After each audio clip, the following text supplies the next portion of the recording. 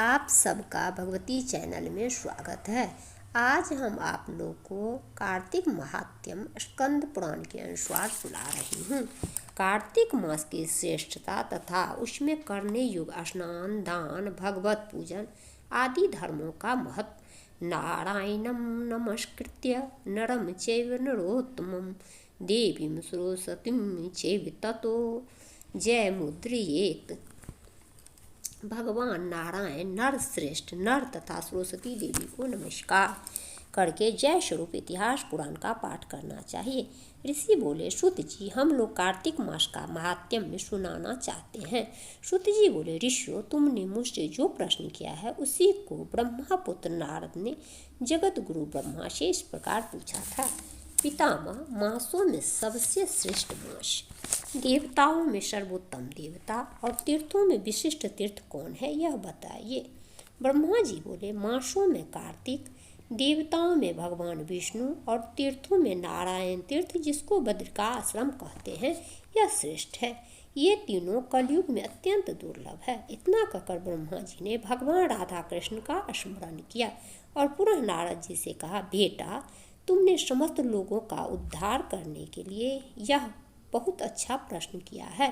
मैं कार्तिक का महात्म्य कहता हूँ। कार्तिक मास भगवान विष्णु को सदा ही प्रिय है। कार्तिक में भगवान विष्णु के उद्देश्य से जो कुछ पुण्य किया जाता है उसका नाश नहीं होता है। नारद, यह मनुष्य योनि दुर्लभ है। इसे पाकर मनुष्य अपने को इस प्रकार रखे कि उसे पुनः नीचे न गिरना पड़े।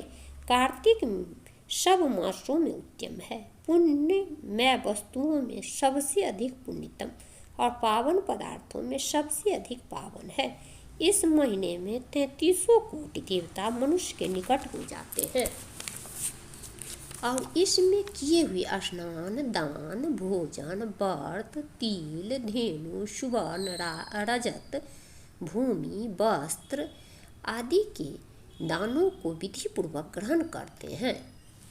कार्तिक में जो कुछ दिया जाता है, जो तप किया जाता है, उसे सर्वशक्तिमान भगवान विष्णु ने अक्षय फल देने वाला बतलाया है।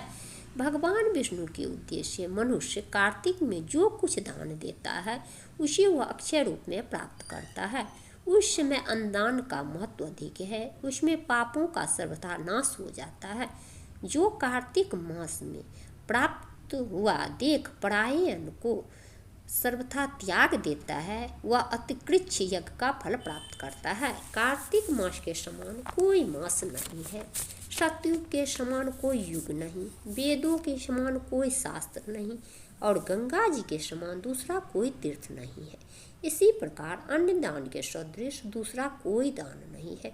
दान करने वाले पुरुषों के लिए न्यायोपार्जित द्रव्य के दान का सुअवसर दुर्लभ है। उसका भी तीर्थों में दान किया जाना तो और भी दुर्लभ है।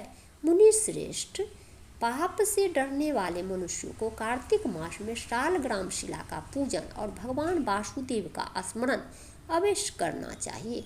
दान आदि करने में असमर्थ मनुष्य प्रतिदिन प्रसन्नतापूर्वक नियम से भगवान के नामों का स्मरण करे। कार्तिक में भगवान विष्णु की प्रसन्नता के लिए विष्णु मंदिर अथवा शिव मंदिर में रातों को जागरण करें। शिव और विष्णु के मंदिर न हो तो किसी भी देवता के मंदिर में जागरण करें। यदि दुर्गम वन में स्थित हो या विपत्ति में पड़ा हो तो पीपल के वृक्ष के जड़ में अथवा तुलसी के वनों में जागरण करें। भगवान विष्णु के समीप उन्हीं के नामों और लीला कथाओं का गायन करें। यदि आपत्ति में पड़ा हुआ मनुष्य कहीं अधिक जल न पावे अथवा रोगी होने के कारण जल से स्नान न कर सके तो भगवान के नाम से मार्जन करें। व्रत में स्थित हुआ पुरुष यदि उद्यापन की विधि करने में असमर्थ हो तो व्रत की समाप्ति के बाद उसकी पूर्णता के लिए केवल ब्राह्मणों को भोजन करावे। जो स्वयं दीप दान करने में असमर्थ हो दूसरे के बुझे हुए दीप को जला दे अथवा हवा आदि से यत्न पूर्वक उसकी रक्षा करे। भगवान विष्णु की पूजा न हो सकने पर तुलसी अथवा आंवले का भगवत बुद्धि से पूजन करे। मन ही मन भगवान विष्णु के नामों का निरंतर कीर्तन करता रहे। गुरु के आदेश देने पर उनके वचन को कभी उल्लंघन न करें। यदि अपने ऊपर दुख आदि आ पड़े तो गुरु की शरण में जाएं। गुरु की प्रसन्नता से मनुष्य सब कुछ प्राप्त कर लेता है। परम बुद्धिमान कपिल और महातपस्वी सुमति भी अपने गुरु गौतम की सेवा से अमृत को प्राप्त हुए। इसलिए विष्णु भक्त पुरुष कार्तिक में सब प्रकार से प्रयत्न करके गुरु की सेवा करे। ऐसा करने से उसे मोक्ष की प्राप्ति होती है। सब दानों से बढ़कर कन्यादान है, उससे भी अधिक विद्यादान है। विद्यादान से भी गोदान का महत्व अधिक है और गोदान से भी बढ़कर अन्नदान है, क्योंकि यह समस्त संसार अन्न के आधार पर ही जीवित रहता है। इसलिए कार्तिक में अन्नदान अवश्य करना चाहिए। कार्तिक में नियम का पालन करने पर अवश्य भगवान विष्णु का सारूप्य एवं मोक्षदायक पद प्राप्त होता है। कार्तिक में ब्राह्मण पति पत्नी को भोजन कराना चाहिए, चंदन से उनका पूजन करना चाहिए। अनेक प्रकार के वस्त्र, रत्न और कंबल देने चाहिए। ओढ़ने के साथ ही रुईदार बिछावन, जूता और छाता भी दान करने चाहिए। कार्तिक में भूमि पर शयन करने वाला मनुष्य युग युग के पापों को नाश कर डालता है। जो कार्तिक मास में भगवान विष्णु के आगे अरुणोदय काल में जागरण करता है और नदी में स्नान, भगवान विष्णु की कथा का श्रवण, वैष्णवों का दर्शन तथा नित्य प्रति भगवान विष्णु का पूजन करता है, उसके पितरों को नरक से उद्धार हो जाता है। अहो, जिन लोगों ने भक्ति पूर्वक भगवान विष्णु का पूजन नहीं किया, वे इस कलयुग की कंदरा में गिरकर नष्ट हो गए, लुट गए। जो मनुष्य कमल के एक फूल से देवताओं के स्वामी भगवान कमलापति की पूजा करता है, वह करोड़ों जन्मों के पापों को नाश कर डालता है। मुनि श्रेष्ठ, जो कार्तिक में 1,00,000 तुलसी दल चढ़ाकर भगवान विष्णु की पूजा करता है, वह एक एक दल पर मुक्तादान करने का फल प्राप्त करता है। जो भगवान के श्री अंगों से उतारी हुई प्रसाद स्वरूपा तुलसी को मुख में, मस्तक पर और शरीर में धारण करता है तथा भगवान के निर्माल्यों से अपने अंगों का मार्जन करता है, वह मनुष्य संपूर्ण रोगों और पापों से मुक्त हो जाता है। भगवत पूजन संबंधी प्रसाद स्वरूप शंख का जल, भगवान की भक्ति, निर्माल्य, पुष्प आदि चरणोदक, चंदन और धूप ब्रह्मा हत्या को नाश करने वाला है। नारद कार्तिक मास में प्रातः काल स्नान करें और प्रतिदिन अपनी शक्ति के अनुसार ब्राह्मणों को अन्नदान दें, क्योंकि सब दानों में अन्नदान ही सबसे बढ़कर है।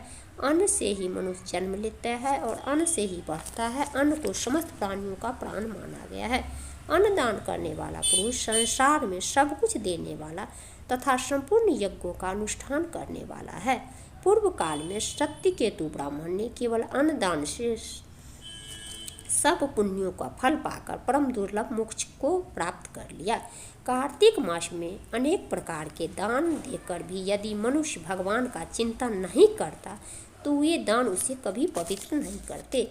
भगवान नाम का स्मरण की महिमा का वर्णन मैं भी नहीं कर सकता। गोविंद गोविंद हरे मुरारी, गोविंद गोविंद मुकुंद कृष्ण, गोविंद गोविंद रथांग पाने, गोविंद दामोदर माधवेति। इस प्रकार प्रतिदिन कीर्तन करें। नित्य प्रति भागवत के आधे श्लोक या चौथाई श्लोक का भी कार्तिक में श्रद्धा और भक्ति के साथ अवश्य पाठ करें।